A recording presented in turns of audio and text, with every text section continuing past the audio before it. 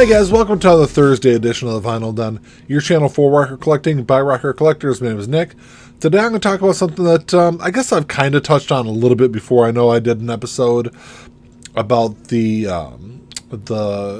Dark Side of the Moon MoFi gold disc that was released back in the early 90s, and I touched on it a little bit when I did the unboxing for the Kinda Blue UHQR release that I got maybe 2 months back now. But today I'm going to talk about whether or not these audiophile pressings are really kind of worth the money that they charge for them. If you haven't done so yet, make sure you click on the link down below and go check out the Vinyl Den Facebook group. It's just a kind of growing community where we continue the music conversation. There's also a couple other links down there. There's one for the Vinyl Den merch page if you want one of these cool Vinyl Den t-shirts. There's also sweatshirts on there. There's also a link for the Vinyl Den Patreon page if you want to support the show. It's always greatly appreciated. If you enjoy the episode, make sure you give it the old thumbs up. Hit that subscribe button down below and make sure you hit that notification bell so you're notified every time we release new episodes. So I don't have a whole lot of these, audiophile albums. I do have the Dark Side of the Moon SACD that's behind me, which I don't have an SACD player. It's a hybrid, so I'm able to listen to that on my CD player.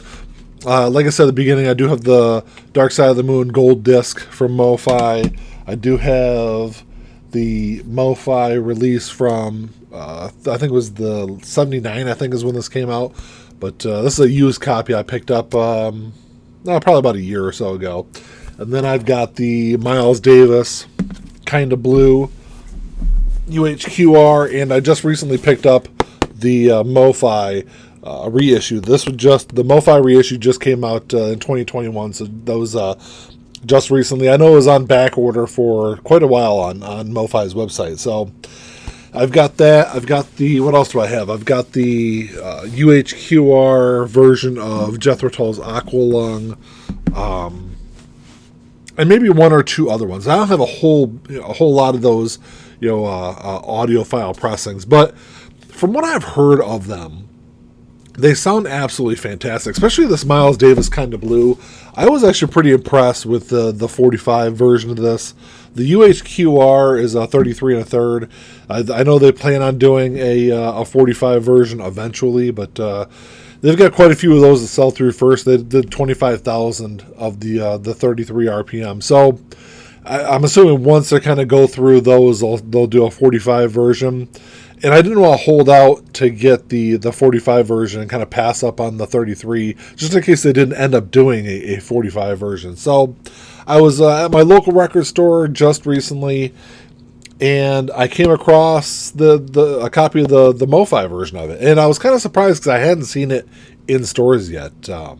Just because when MoFi reissued this recently, they seem to get bought up off of their website pretty quick. So, like I said, I was kind of excited to see it in person, and so I was glad to grab a copy. And I got home, tossed this thing on, and like I said, the 45 version of this sounds absolutely fantastic. But kind of the big question I'm looking to ask is, with the price of these audiophile pressings, the MoFis, the UHQRs. At least on vinyl, because I know SACDs don't really, they're not that expensive. But when you're talking about MoFi releases, especially the one-step versions, those tend to run $125 or so. The Miles Davis, the MoFi, this wasn't too much. I want to say this was like $65 on the website. I got it for about $58 from the record store. So I got a good deal on it. But like I said, comparing that and those higher prices to say this 2013 Columbia pressing that I picked up for probably $18 a couple years back, is that price difference and is that sound quality difference really something to kind of justify the price difference? Another one that I kind of compared was that Dark Side of the Moon MoFi. You guys know I'm a big Pink Floyd fan. I'm a huge fan of this album. I've got like 9 different copies of it. But how does this sound compared to, say, the 2016 reissue, which is, as far as the Pink Floyd stuff goes, those 2016 reissues, I think, are some of the best sounding albums really of their catalog, especially the Wall, the 2016 version of the Wall sounds absolutely fantastic. But the 2016 Dark Side of the Moon, I would put this up against the MoFi version from '79. The 30th anniversary pressing that I have, which sounds absolutely incredible. The 30th anniversary tends to be one of the higher rated as far as like sound quality goes for this album, but I would put this up against those. And you can get this version of Dark Side of the Moon for $30, $35. So for me, I think it really comes down to how much I really love the album. When Acoustic Sounds, when Analog Productions started doing the UHQR albums a couple years back, they started out with Axis Bold as Love by Jimi Hendrix. And I'm not a huge fan of that album, so I decided to pass on it. Even though it was $100, which isn't terrible, I guess, when as far as comes to these audiophile pressings. I decided to pass on it because, like I said, it's an album that I already own, and it sounds great, the one I have. So I decided to pass on that one. And really kind of what got me thinking about this was MoFi just released or just announced the pre-orders that they're going to do for the Eagles catalog. And they've already started taking pre-orders for the first two. I think by the time this video comes out, I think their debut album will already be released. And for $125 for those, it's going to sound fantastic. But man, that's a steep price jump when you're talking about an album that I can easily pick up a new copy. I can easily pick up for $22, $23. I know Walmart is doing their own line of Eagles releases, and I think it's an exclusive, but there's nothing really special about the ones from Walmart except for they come with, I believe, a tour laminate card. So that's kind of all there is from the Walmart versions. But those Walmart versions, I think, are going to cost you $25 a piece, which is a little bit different than the $125 that the ones from MoFi are going to cost you. The ones from MoFi, are they going to sound better? Yes. Are they going to sound that much better to really justify that price difference? Man, that's kind of a tough call for me. Even as someone, I am a fan of a lot of the Eagles albums. At least the first incarnation of the Eagles. I wasn't a really big fan of their most recent album. I don't even remember what year that was that came out, but Long Road Out of Eden, I believe, is what the name of it was. But those first 5 or 6 albums were absolutely fantastic, and I plan on getting the MoFi one step of Hotel California whenever that goes on pre-sale. But that's probably going to be the only one I grab. The rest of those Eagles releases, I think I already own, because I already have, I think, 3 of them. I think I've got a couple copies of Hotel California. I just picked up a copy of Desperado, and I think The Long Run. I think of the 3 that I have. So I'll pick up the other ones. Will I pick up I might grab the Walmart versions when they get released, or I might just grab them when I'm at the record store next time. But as far as the other 5 MoFi releases that they're doing from the Eagles catalog, I'm going to pass on those just because, like I said, those are great albums. But man, $125 is kind of a steep price when it comes to those, and especially since I don't think the sound quality is going to be. Yes, it's going to be an improvement. I would say that the sound quality, I think after listening to it, the sound quality on this, the 45 RPM version of Kinda Blue from Mobile Fidelity, sounds a tad better than the 33 version from UHQR. But they're kind of similar albums. Obviously not similar price, because this one run $60, and I want to say the UHQR Kinda Blue was $100.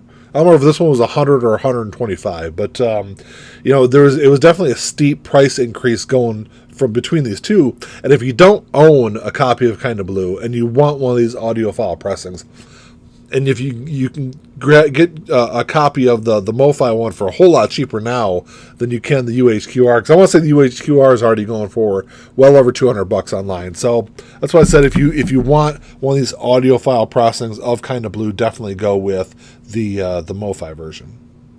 I don't know. That's just kind of my thoughts on these audiophile pressings and whether or not they really the price really kind of justifies, or the sound quality really justifies the price, I guess is kind of the way I want to put it. Like I said, I don't have a whole lot of these though. The CDs are definitely a good way to go as far as if you're just looking for overall great sound quality. Because even these gold discs from the 90s. They'll cost you $50 or $60. You can get a good SACD, which is going to sound fantastic, especially if you have an SACD player, a good surround sound system to listen to it through.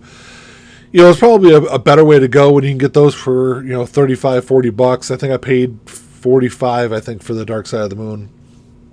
So it's kind of a good alternate as far as if you're just looking for great sound quality. But I don't know. Drop me a comment down below. Let me know what you guys think of these audiophile pressings. If you do kind of get into them, or if you're kind of more of a casual fan of them like I am. It's kind of what I consider myself, at least. I'm definitely looking for, I'm interested to see what the next UHQR release is going to be. I tend to kind of pass on a lot of the MoFi stuff just because I haven't really got into some of the albums that they've done.